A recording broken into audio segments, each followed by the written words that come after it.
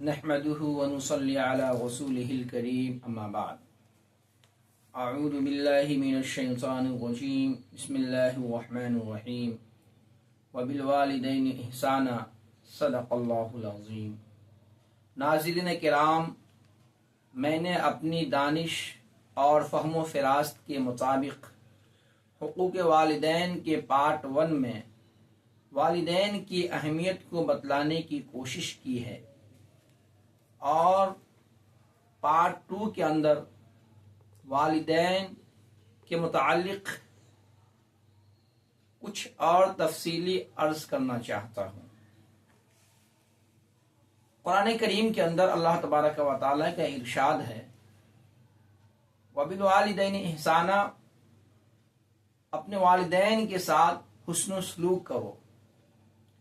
اپنے والدین کے ساتھ نرمی سے پیش آؤ،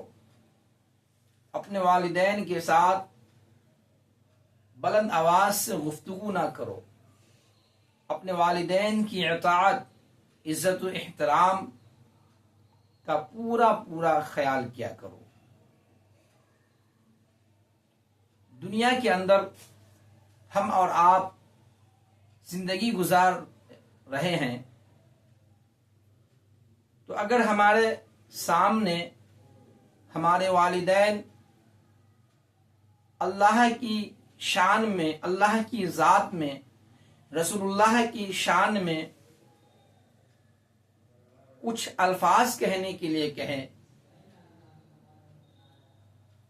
یا اللہ کی وحدانیت کے ساتھ کسی کو شریک کرنے کے لیے کہے، تو اس کی بات کو ہرگز نہیں ماننا ہے، اس کی بات کو کسی بھی صورت میں نہیں ماننا ہے، اور ان دونوں کے ساتھ بھلائی کا معاملہ کرنا ہے۔ اس سے یہ معلوم ہوا کہ گناہ اور معصیت کے علاوہ ہر کام میں والدین کی اطاعت ضروری ہے، والدین کی فرما برداری ضروری ہے۔ اس طریقے سے ایک صحابی رسول کا واقعہ ہے کہ حضرت سعد بن وقاص رضی اللہ تعالی عنہ جب ایمان لائے، اللہ اور اس کے رسول پر ایمان لائے، تو اس کی ماں نے اپنے بیٹے حضرت سعد بن وقاص رضی اللہ تعالی عنہ سے عرض کرتی ہے کہ معلوم ہوا ہے کہ تم محمد صلی اللہ علیہ وسلم کے دین پر ایمان لے آئے ہو، اس کے دین سے روگردانی کر لو، اس کے دین سے پھر جاؤ، ورنہ میں کھانا بند کر دوں گی اور اسی حالت میں مر جاؤں گی۔ حضرت سعد بن وقاص رضی اللہ تعالی عنہ دیکھتے ہیں کہ ان کی ماں کھانا بند کر دی ہے، اور اسی طرح 3 دن گزر گئے ہیں۔ تو حضرت سعد بن وقاص رضی اللہ تعالی عنہ اپنے ماں سے کہتے ہیں کہ اے ماں، اگر اللہ تبارک و تعالی تمہیں 100 زندگی اسی طریقے سے دے اور ہر زندگی کو تم قربان کر دو، پھر بھی میں سعد بن وقاص رضی اللہ تعالی عنہ اللہ اور اس کے رسول پر ایمان لے آیا ہوں، میں اللہ اور اس کے رسول کے دین سے روگردانی نہیں کر سکتا۔ قربان جائیے ان صحابہ پر جن کے رگوں میں ایمان کی محبت اور اتنی چاشنی موجود تھی۔ وہ ماں کی محبت کو چھوڑنا طے کر لیا، لیکن رسول اللہ کی ذات، اللہ کے دین پر اللہ سے منہ نہ پھیرا، دین سے منہ نہ پھیرا، لیکن ماں کی محبت کو قربان کر دیا۔ ان صحابہ کرام نے ایمان کو سیکھا ہے، ایمان کی محبت ان کے رگوں میں، ان کے دل و دماغ میں پیوست تھی۔ صحابہ کرام نے اپنی جان اور مال کو سب کو قربان کر دیا، دین کے راہ میں اللہ اور اس کے رسول کے لیے سب کو قربان کر دیا۔ وہ ماں اپنے بچوں کو 9 مہینہ پیٹ میں رکھتی ہے، اس کی پریشانی، اس عالم میں جو پریشانی آتی ہے اس کو برداشت کرتی ہے، اس کے بعد جب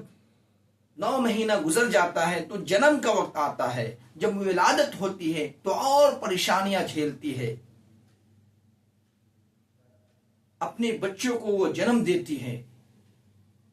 اس لیے اللہ نے قرآن کریم کے اندر بیان فرمایا وَبِالْوَالِدَيْنِ احسانا، والدین کی اطاعت کرو، ہر کام میں ماں باپ کی اطاعت کرو، صرف گناہ اور معصیت کے علاوہ ہر کام میں والدین کی اطاعت کرو۔ اگر ماں باپ غلط چیزوں کی رائے دے رہے ہیں، غلط چیزوں کی طرف بھیج رہے ہیں، اللہ اور اس کی رسول کے خلاف کچھ کہنے کے لیے کہہ رہے ہیں، تو اس کی بات کو ہرگز نہیں ماننا ہے اور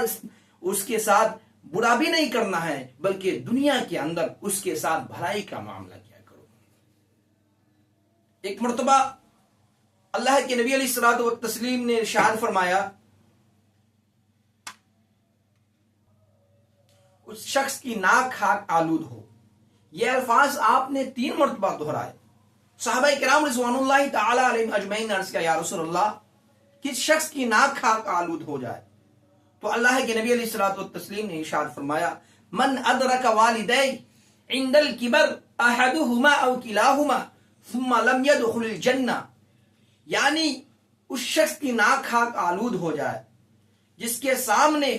ان کے والدین میں سے کوئی یا دونوں بڑھاپے کے عالم میں پہنچے اور اس کی خدمت کر کے اپنے آپ کو جنت کا حقدار نہ بنا لے۔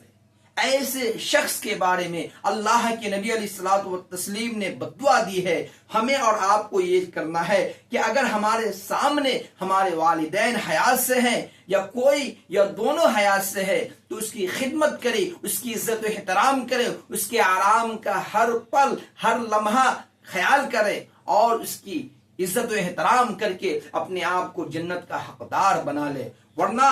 جہنم کا حقدار ہم بن جائیں گے۔ ناظرین، آج کے لیے اتنا کافی ہے۔